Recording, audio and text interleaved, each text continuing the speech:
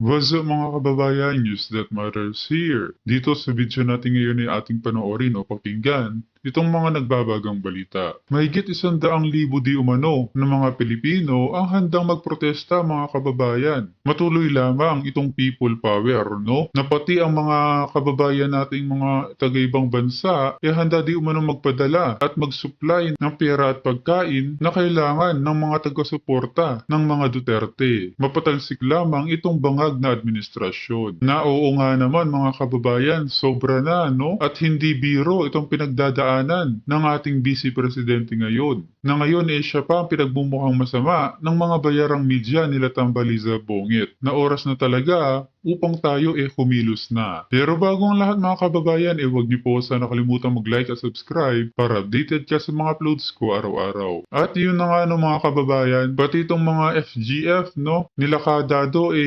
handang tulungan itong si VP Sara at bigyang proteksyon ito laban kina Tambalos Liza. At hindi naman lahat ng AFP naa-under sa mga bangag no, may mga AFP pa rin at mga taga-PNP ang naniniwala ng mga Duterte biktima ng demolition job at paninirang puri ng mga bangag na pati sila handang tumulong no once na malunsad o magbigyang signal itong ating Vice Presidente na mag-angklas laban kina Tambaliza Bongit. Na kung kayong aking tatanungin mga kababayan, sasali rin po ba kayo dito sa revolusyon kung ang Vice Presidente na mismo na si VP Sara ang magbigay ng signal para sa atin? Pag-comment nga yung opinion sa ating comment section ng ating mapag-usapan. Na panigurado mangyayari ito sa madaling panahon. Kung kaya naman hindi ko na patatagalin pa, ito na ang buong video.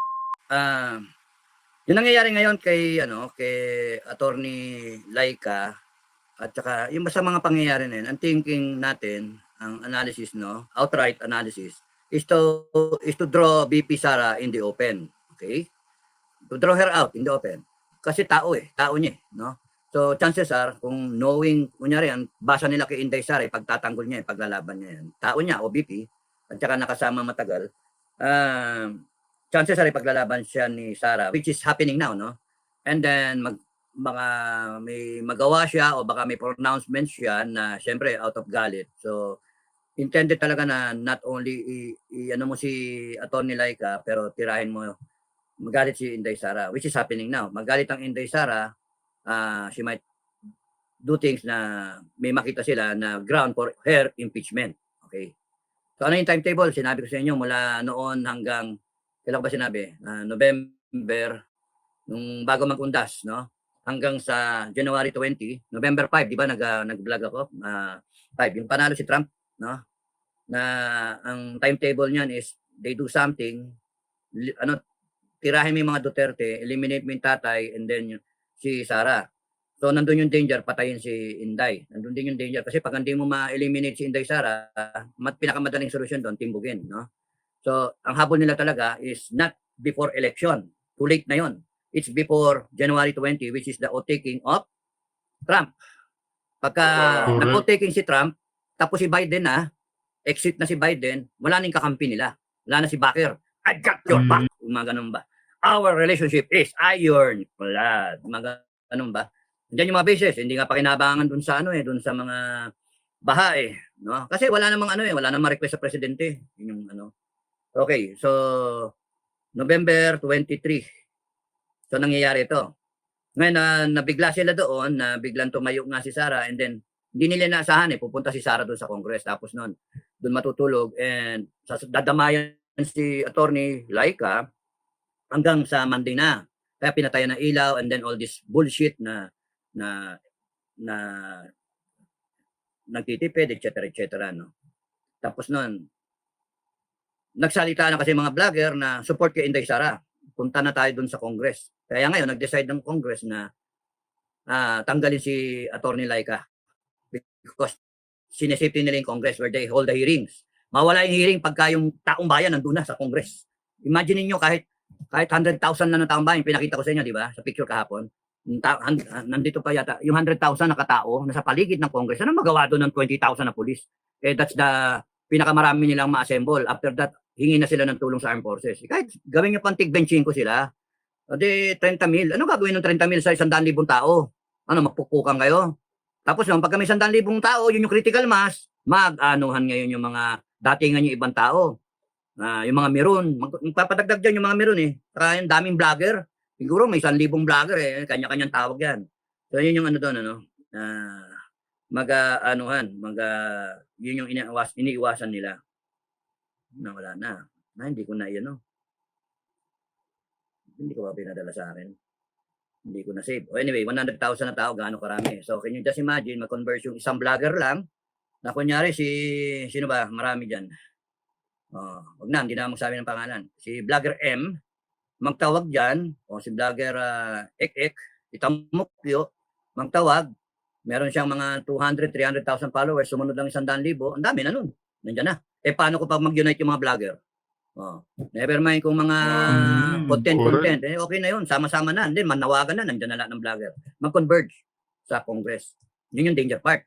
Mawawalan sila ng venue where they hold hearings, mawawala yung ano nila ng power kasi makikita nyo yung power ng taong bayan. Yun, delikado sila ron. So, nakailang tanggalin si Atty. Laika. Dalhin siya sa correctional facility. And kung ganun ang ginawa kay Garma, sabi ng asawa ko, ganun daw ginawa kay Garma, na para yun, mag-breakdown and then para umamin na kung ano-ano sabihin, kung anong gusto nyo, ganun. Kasi gusto nila si Atty. Laika will turn against Inday Sara. Why? Kasi nga, pinipin daw nila si Inday sa 125 million. Okay?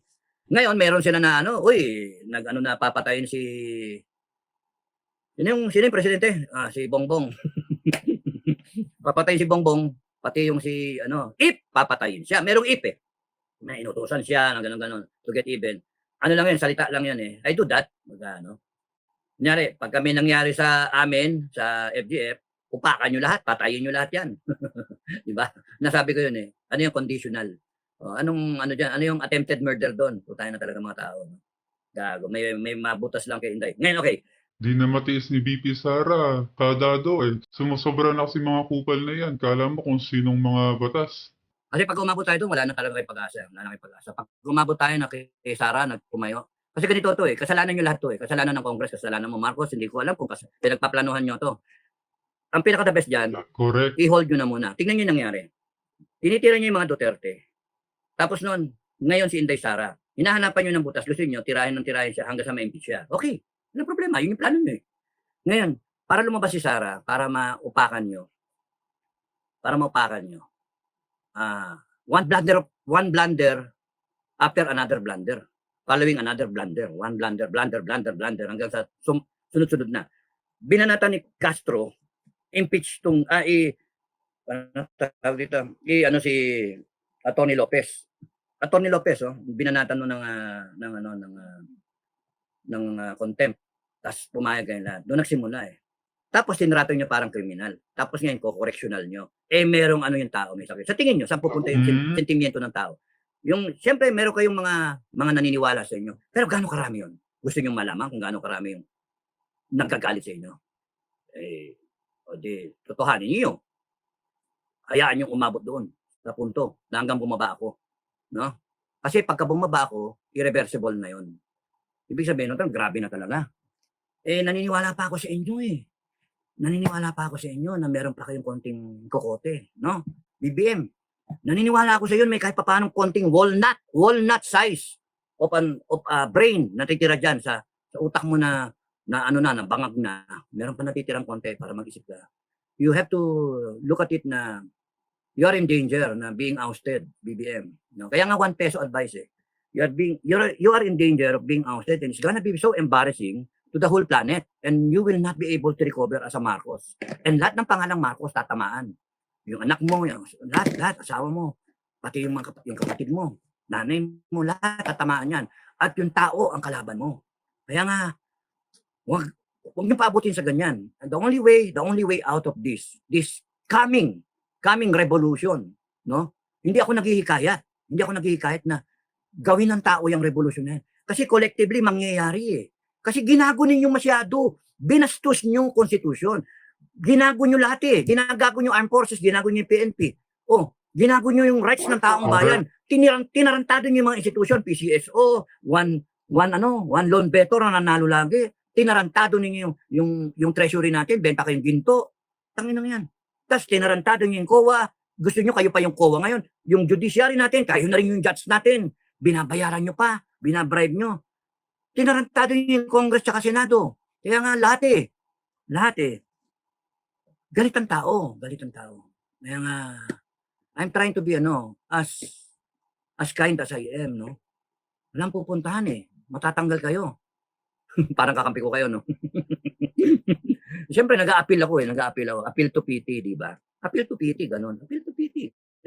Kasi, ayaw ko nga, magpapasko eh. Gusto kong mabuti ng Pasko, para masayang Pasko, maglelechon kayo, party-party, ganun, di ba? Party-party, magpapabuksan may Malacanang, party-party mga tao, may baka karon, ganun ba, habang naghirap yung mga tao. At least umabot kayo yung Pasko. Oh. Pero kung meron kayong timetable, ay, naku, wala tayong magawa. Pero you have to diffuse the tension. That's the keyword, no? Diffuse the tension. Otherwise, you're in for a more than people power eh. People's revolution. And that's what we are afraid of. Because kami, putang ina, baka we will be drawn into that. Ayaw namin ng kahit papano. Magpatayan, ayaw namin. Okay lang yung papatayan eh, kalaban eh. Yung mga rebelde, mga incheck, yung mga ganun. O aggressor. Pero kung Pilipino sa Pilipino eh. Alam niyo naman, weakness namin yun eh. Sa FDF, weakness namin yun. Ayaw namin ng kapwa Pilipino. Pero kayo gumawa niyan eh. So one after the other. Hindi nyo na-anticipate si Sara, Inday Sara. Mabobo kasi kayo eh. Hindi kasi kayo mga leader. Eh, isa leader. Oh. So, ang Sara, hindi nyo na-anticipate, pupunta at dadamayan yung tao niya. Ayun, dinamayan. Ang next blunder nyo, patayan nyo na ilaw. Eh, kompleto naman siya. Paalam sa kapatid niya, gamitin yung opisina. Ay, tapos papatayan nyo na ilaw. As if, Vice President ng Pilipinas yun. Vice President, tinanggal mo lang yung vice eh. Oh, second ranking. Kung kaya nyo bastusin yung second ranking, parang binastos nyo yung 32 million na bumoto sa kanya. Tama. Eh, medyo delikado yun sa inyo. Okay, blunder kayo. Oh. Ngayon, gusto nyo tanggalin si Attorney Lopez. Tapos nun, dumating yung ambulansya, pinaghintay nyo pa ng ilang oras, 3 oras yata, pinaghintay nyo pa doon. Tapos nun, sumakay pa sila sa private vehicle, etc. Para lang mapunta sa ospital. Eh, buti walang mangyari doon sa tao eh, kung may mangyari doon. Eh, problema kayo. Tapos yung pagdating doon, gusto nyo, St. Luke, tapos nun, sa veterans. Tapos, pipilit nyo pa ngayon si Torre, gusto, utusan nyo si Torre para dalhin doon sa correctional. Tapos, may utos pa kay Torre, arestuhin si Inday Sara. Teka, time first. 1 minute suspension. BBM, hindi ka makakatapos. Magkakaroon ng revolusyon. Maniwala kayo sa akin. Magkakaroon ng revolusyon and it's going to be a simultaneous ek na yan. Akin yung ano na lang eh. Kunyari, pagbaba ako para may drama eh, no? Mag-declare ako ng People's Revolution para lang nasa history na People's Revolution talaga. Pero bitay kayo lahat dyan. Pagka nagkaroon ng declaration ng revolutionary government, bitay kayo. Isipin nyo yun, bitay kayo. O, kahit patayin nyo, kung wala, ba't i-declare yan ni Sara? Hindi ako si Sara magde-declare niya kasi iupo yan ng taong bayan. Isipin nyo, you have to stop Sara. You have to stop Sara. You have to prevent Sara from becoming the 18th President of the Republic of the Philippines. Because doon na papunta. Kabahan kayo, matakot kayo. And ako nag-a-advise lang. Piso, nag-a-advise ako. Hindi ka makakatapos, BBM. Pagka umabot tayo sa ganon, si Sara, sumumpa lang. Yung EDSA 1, 2 presidente, Marcos, Cory Aquino, sabay. Sumumpa ang Cory, sumumpa ang tatay mo. Gusto nyo mangyari ulit yun? All Sara has to have is yung tao na marami. And then, yung allegiance ng armed forces, pumunta doon sa kanya. Eh, kahit hindi pumunta sa kanya yung armed forces eh, mawawalan, AFP, mag-isip kayo, at PNP, mawawalan kayo ng kaamor-amor ang tao sa inyo. Nagdedelikado kayo, yung survival ninyo as an institution. Ang daling palitan ng Armed Forces of the Philippines. Tandaan niyo yung history. New Armed Forces of the Philippines. Meron pa tayong mga patching, di ba? New Armed Forces of the Philippines. Philippine flag, lagay-lagay pa po. Hanggang 1988 natin sinusunod yun, 1987. Meron pa tayong parang tanga-tanga tayo, may flag-flag pa tayo nun. Tapos meron pa tayong mga EDSA Revolution Ribbon. New Armed Forces of the Philippines and new Philippine National Police. So easy for the next president to declare lahat kayo, official from general down, kung hanggang, gusto niya hanggang major, no? Mag-advise ako. Mag-advise ako sa kanya. Advise ako. Madam President, I advise you to... Magandang araw mga kaibigan. Pag-usapan natin ang latest na pahayag ni Attorney Salvador Panelo. Nagpaliwanag siya tungkol sa people power. Original pala ito, anti-Marcos. As early as 1965, sinimulan na nila yung seeds of people power. So, na-consummate lang noong 1986. 21 years daw bago nagkaroon ng people power 1. At ngayon, sasalita na naman siya, nanawagan siya. Lumabas kayo, magparamdam, magsalita. So, ano yan? People power 3 na? Well, pakinggan natin si Attorney Panelo. Magandang paliwanag niya tungkol dyan sa people power. Too evident to ignore. We cannot be ignoring this. Now, there are so many of you calling for people power. Yan na. Gusto nyo, alam niyo yung people power, madaling sabihin yan. But ang people power hindi mo nangyayari sa isang kisang mata. Ang people power noong 1965 revolution, it took us many years. I remember, Medyo nagkamali siya. 86 sana. tama ba ako? 86. 85. 86. Sinimulan nung namin yung 1965 pa. Oh, 65. Pag upo ni Marcos. 86 ang revolution, di ba? 1986, EDSA revolution. 65 pa ho. Nung kami mga estudyante, aktivista, nagsimula na ho kami. Kasi sa aming pananaw, sa aking personal na pananaw, ang dating Pangulong Ferdinand Marcos Sr. was violating, through the military and the police, the rights, the human rights of the Filipinos. Kaya nag-aktivista kami, di ba? Nandiyan yung kabataan mga bayan, nandiyan yung samang demokratikong kaba SDK, nandiyan yung itinay yung samang radikal. 1965, ako nagsimula niyan. Meron din ang grupo, nila Tayan. O pero yung 65, took us 21 years bago nabuo yung people power. Kaya hindi yung ganun kabilis, kadali. Kaya sinasabi niya, kaya tama yung sinasabi ni Inday. Sabi niya, I appreciate you calling for going to the street. Pero ang labanan, hindi sa kalsada. Ang labanan, alam niyo na kung saan. Sa Malacanang, ang labanan. Sabi ni Pero, Bibi. anong dapat natin gawin? Dapat po natin gawin. Kahit na hindi people power, lumabas kayo. Yan. Iparamdam nyo sa mga kinauukulan na hindi pwede ang patuloy na paglapag nila sa kataratakan ng tao. Ang Correct. pagsisira. So, klaruhin natin ha.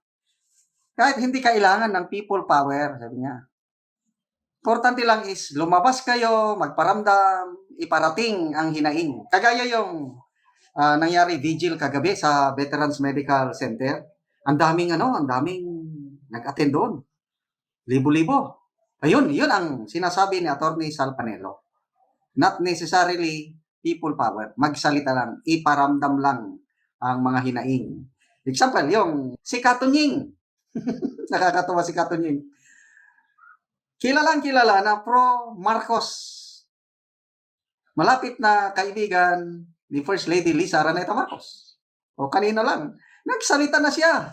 Ayun ang sinasabi ni Attorney Sal Panelo. Magsalita tayo. Sabi ni Katunying, talamak na o garapalan na ang korupsyon sa pamumuno ni PBBM. Totoo naman yun, General Macanas, no?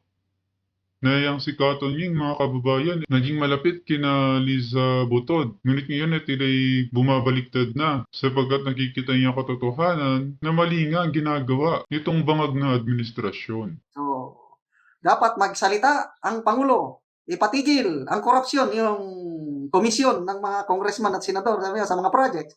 Kaya kung hindi siya magsalita, ibig sabihin, kinukonsente niya ang nangyayaring katiwalian. Yun, magsalita. Hindi na kailangan ng people power. Kung ituloy natin ang pakikinig kay Atty. Sal Panelo, sabi ni Presidente Duterte, ayaw ni President Duterte ng may pagdanak ng dugo. Kaya, huwag na tayong mag-ambisyon pa ng kagaya nung noon. Basta lang magsalita lang tayo. Para yung pagsasalita natin, I hope na magbigay ito ng paggising sa katotohanan sa gobyerno na ayusin nila ang pamamalakad. Yun lang. Hindi tayo nananawagan kung ano, ayusin lang, itigil ang korupsyon, pagsilbihan ng taong bayan mo na bago sarili. Yun lang ang panawagan natin. Okay, tuloy natin pakinggan si Atty. Panelo. Sa mga karangalan ng mga inosenteng tao, ang pagpapakulong nila sa mga resource persons na wala namang kailangan maliban sa ayaw sumagot. Dahil may dahilan naman. Kasi sa ating saligang batas, pwede ka namang hindi sumagot. Pag ini-encrypt mo na sa sarili mo. Hindi mo ba? Lumabas kayo. Hindi para mag-revolusyon o magibagsigan. Hindi Oh, yan. yun. Klaro hindi. Hindi revolusyon. Pakita nyo sapagkat ang pamalaan kung sila ay maselang mag-aaral ng kasaysayan, they will learn from the lessons of the past. The lessons of history. You're a serious student of history, you will know that people will rise in revolt the moment they see that their welfare has been forgotten. Tandaan nyo, the very foundation of a government, ang pinakabatayan ng isang gobyerno.